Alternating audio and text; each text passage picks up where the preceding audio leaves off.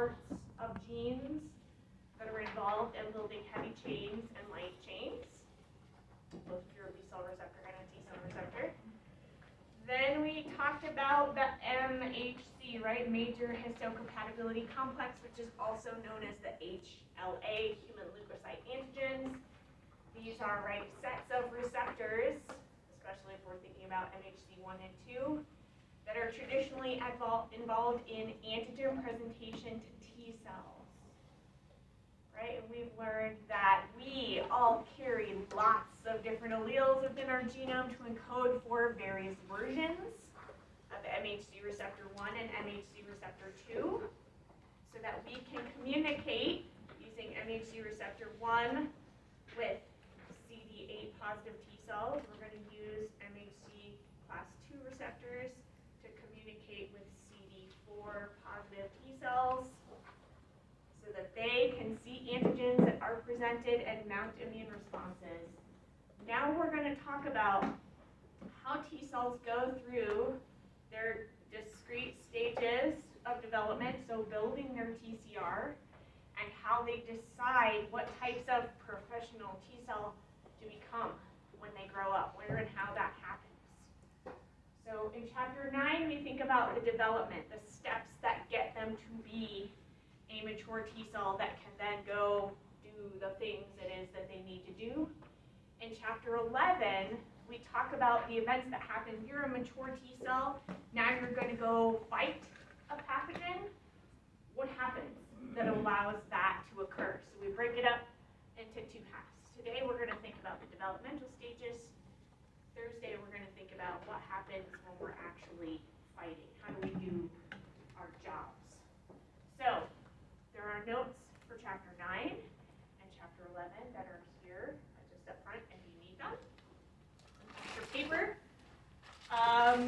If you haven't gotten your exam back from me already, please do so. If you want to review it, go over it, get more points this week is a good time to do this, because I want to make sure we get done with that this week, so that next week we can really be focusing on our review, being prepared for our next exam that covers all the material about building BCRs, MHC, being a T cell, being a B cell, that kind of stuff. Are we good? Okay. So, as we know, T cells come from a hematopoietic stem cell that is generally during our outside of mom development, adult development, in our bone marrow, right? That's where all hematopoiesis, making of all blood cells, starts. So very early on, thymocytes, T cells, can begin their development stages in the bone marrow, but they will exit the bone marrow to get to the thymus to continue further development. When they're in the thymus, they're going to undergo a set of discrete stages. At first, right, these thymocytes that have entered the thymus, they're deciding like, hey, I want to be a T cell. They're going to be called a double negative cell.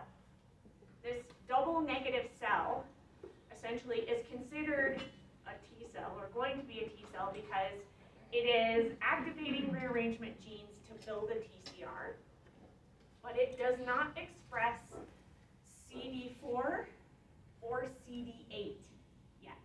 So this is what double negative means. I have no CD4, I have no CD8, I have not decided which version of T cell I will be yet.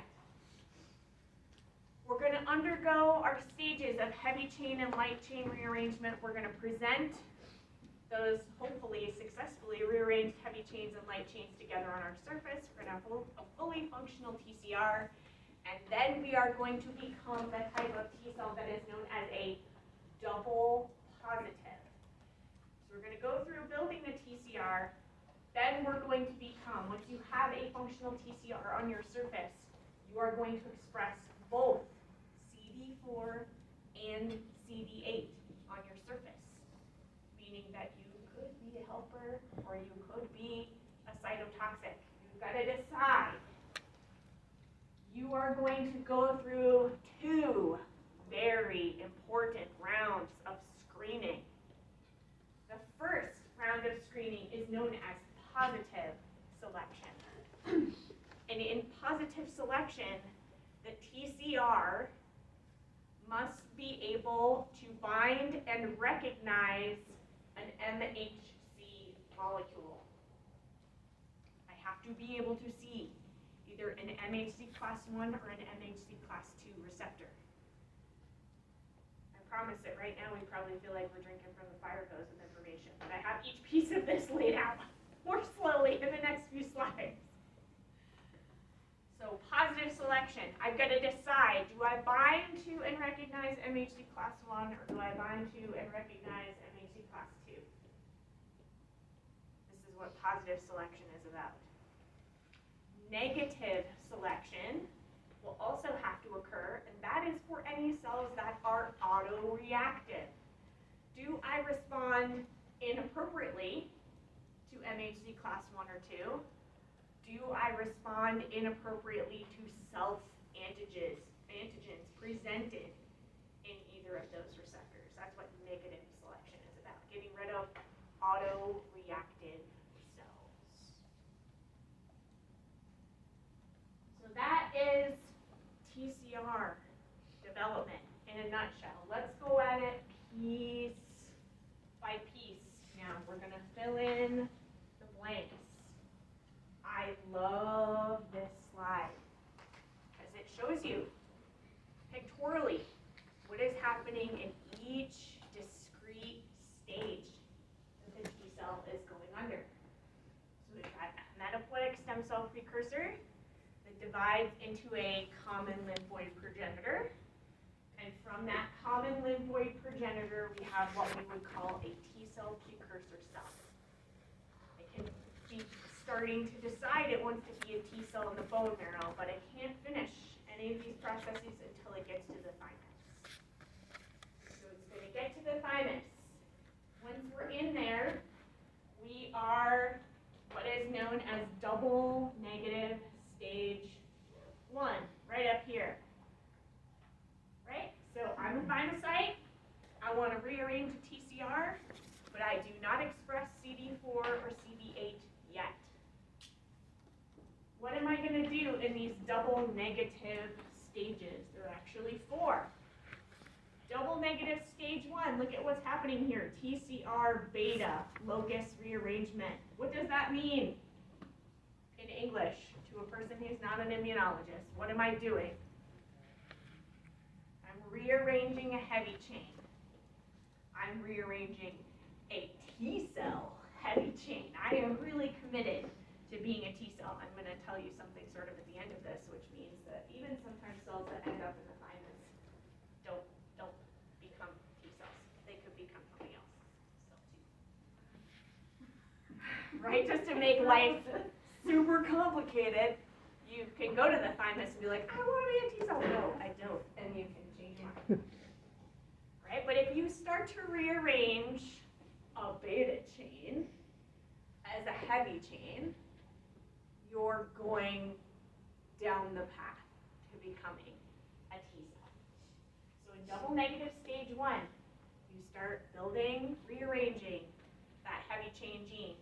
Remember, you've got 2 gene pools to pick from to build your beta chain.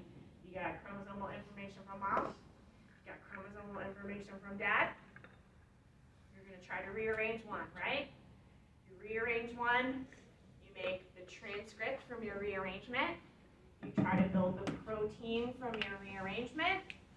If that protein gets inserted into the membrane and makes a successful beta chain, yeehaw! You are allowed to undergo a round. You see right here? It says proliferation. You rearrange, you successfully build that beta heavy chain on your surface.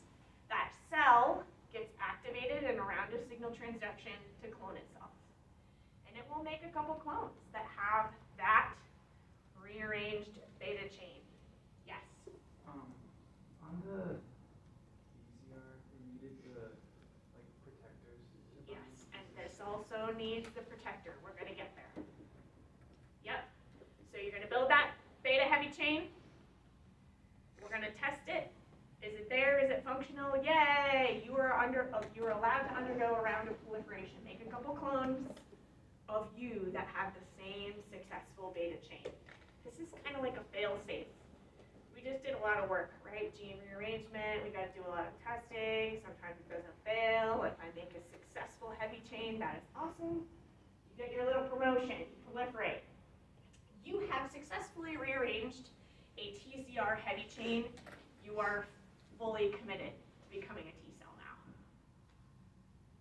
right? Because you can't just rearrange like a kappa light chain and stick it on a TCR beta chain, right? It's not gonna work. They're not compatible. I can't be a B cell now.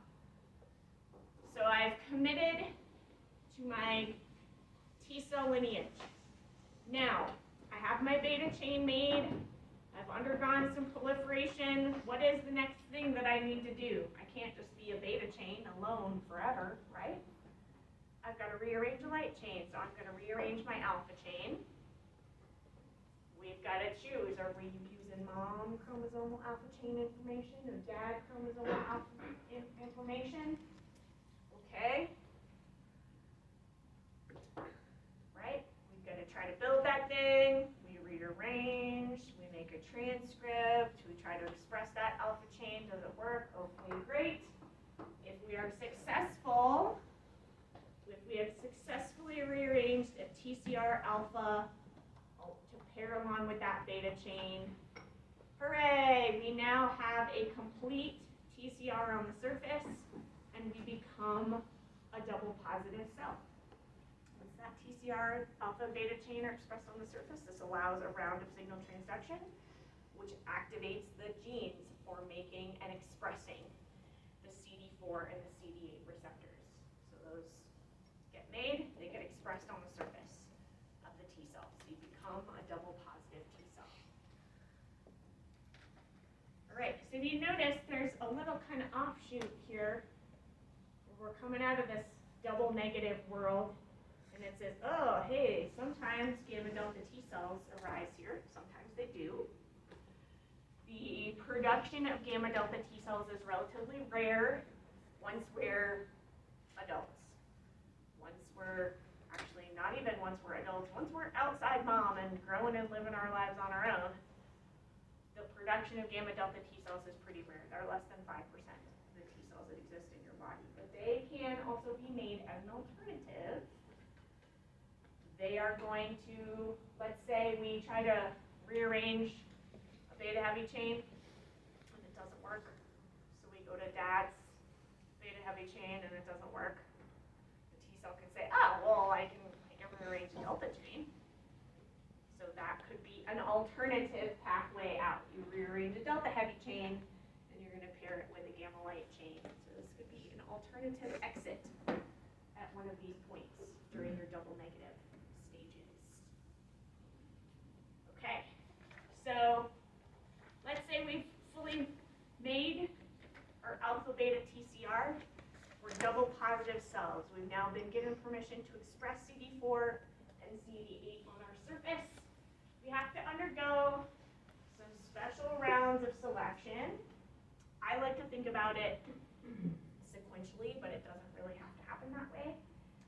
Positive selection means that my TCR can engage with an MHC receptor. It can bind onto, it can look at a class 1 or a class 2 receptor. Because it's critical, right, for that TCR to be able to have the handshake with an MHC molecule, but it's also critical that the TCR is able to see what's inside that MHC1 or MHC2 molecule as well. So this is kind of the two-parter. Can my TCR engage with a class 1 or a class 2 receptor? If I can, generally, I'm allowed to undergo what is called positive selection. It means I can see antigens that are being presented to me. That's good. If I'm a T cell, I cannot function unless I can see antigens that are presented to me. So that's good. You get another little promotion there. Like, yay, good job, buddy. You can see antigens. That's great. Now we have to test you to be sure that you don't respond self-antigens that are presented inside class 1 or class 2 molecules inappropriately. So if you're a T cell, you have to undergo 2 rounds of selection.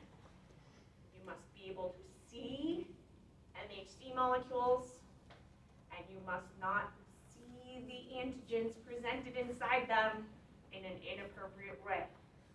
You should not respond to self-antigens that are being shown in class 1 or class 2 peptides. That's essentially what this is showing us, right? While we're in here and we're being tested, depending upon which MHC molecule we interact with best, what antigens we interact with best, we will make a final decision about, am I a cytotoxic T cell, or am I a helper T cell, or am I any one of the 800 million other flavors of T cells that can be made too. It's all going to happen during this positive and negative selective testing that helps us decide which crew we're going to belong to professionally. All right, so again, this is another big overview slide, but I think this is a really nice one to look at for studying visually, because it helps us see which stage of building my TCR am I at, then which receptors do I show at each stage of development. So this is another nice big picture. Okay, so slide 1, slide 2 give you the big overview.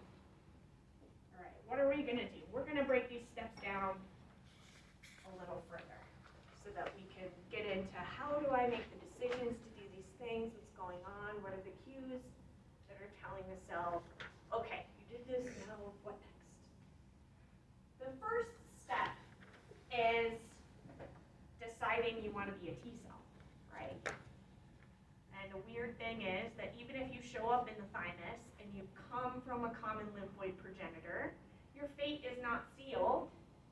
You don't have to go to the thymus to become a T cell. You could still become an NK cell.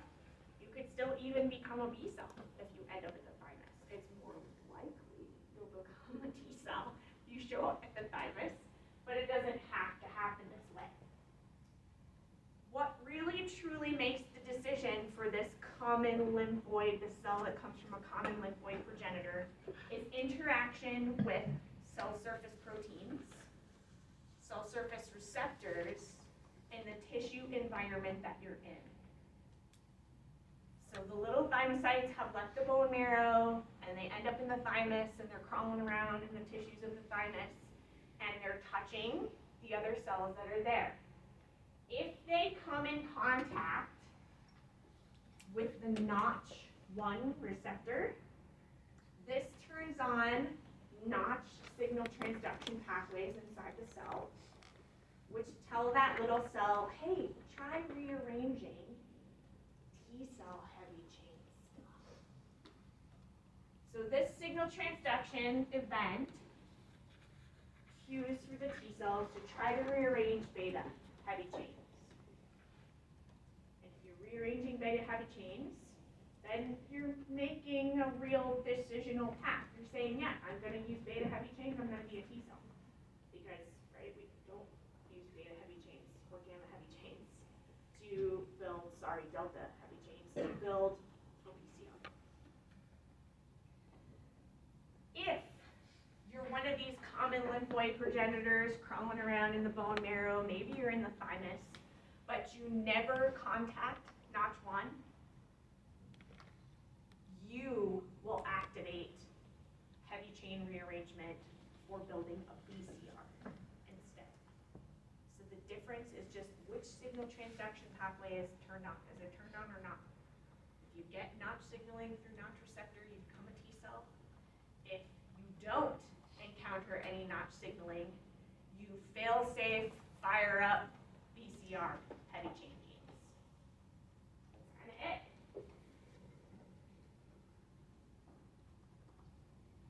Okay.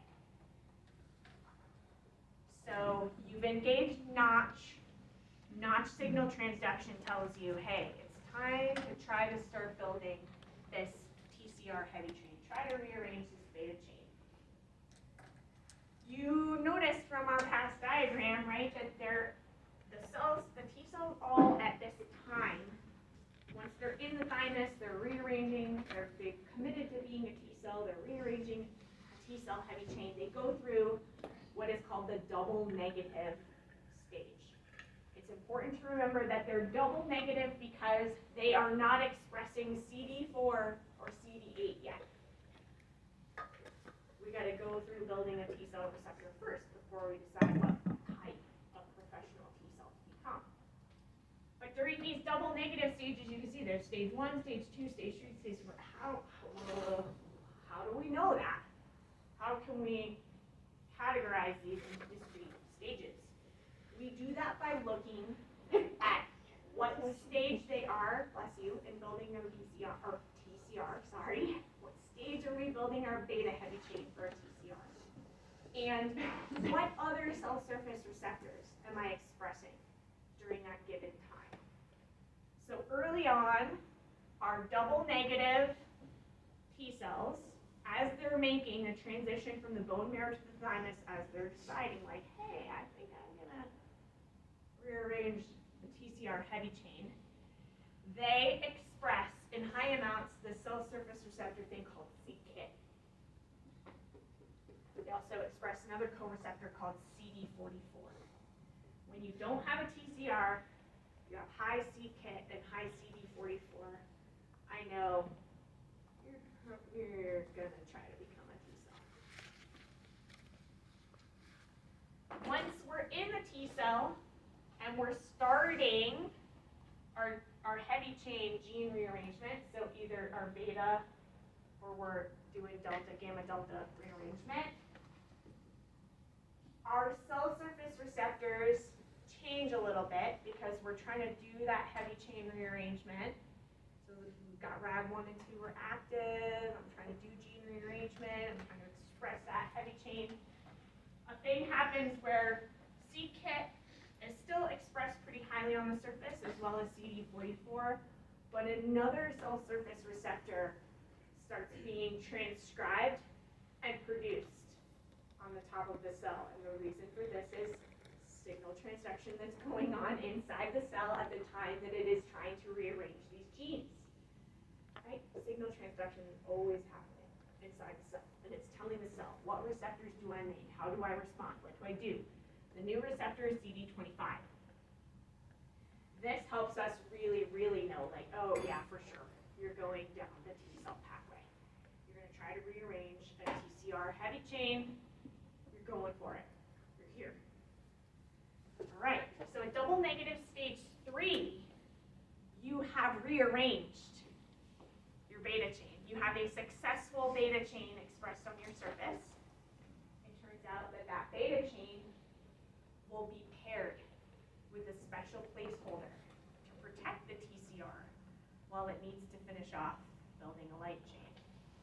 So we're going to have what is called a pre-TCR expressed on the surface. You have your fully functional beta chain, and then you have a little surrogate light chain that binds with it to hold on to it to protect it. But at double negative stage 3, you can see something has changed a little bit. c-KIT expression is getting lesser on the surface, fewer c-KIT receptors on the surface of the cell. CD44 has disappeared. It's not present on the surface anymore. CD25 is still there, and our pre-TCR is on the surface. Then we know we built, right, our pre-TCR. I've got to finish this off. I have to rearrange an alpha light chain, right, to pair with my beta heavy chain. So that rearrangement is going on. c-KIT almost disappears. It's almost gone now. CD44 is almost gone now. CD25 is almost gone now. And I have my TCR that is complete. It has a beta and an alpha on the surface. It is a complete TCR. This turns on signal transduction inside the cell that allows it to leave the double negative stage and to become a double positive cell. So this is just breaking down. How do we know what's happening? Why do we have 4 double negative stages? Because we know there are discrete events that are happening. in each step. Breaking down the building of the heavy chain, getting the heavy chain expressed, pairing it with the surrogate. Now we gotta make the light chain. Now we get the heavy chain and light chain. Yay! Great! We leave double negative. We become a double positive. Does this make sense? How we can see that there are distinct changes happening inside the cell. It's reflected in what are we expressing on our surface. What proteins are being made. Okay, now I'm going to tell you a little side story. Beta chain rearrangements are generally the first ones to take place. If the T cell enters the thymus, it encounters Notch, we're going to try to rearrange that beta chain. And most often, beta chain rearrangements are productive. However, this is not always true. This is true of when we are born. Once we're born, we're out on our own, we're doing our own nutrition, we're building our own pieces and parts, we're not hooked up to mom anymore. A really interesting change happens inside our bodies. Once we're not hooked up to mom anymore, our bodies know, oh, we have to be responsible for making sure we produce enough blood cells, we're doing enough hematopoiesis to take care of ourselves, and we need to change where hematopoiesis happens. So as we're developing as fetuses, the vast majority of our hematopoiesis happens inside our liver. But once you're born, once we disconnect from mom,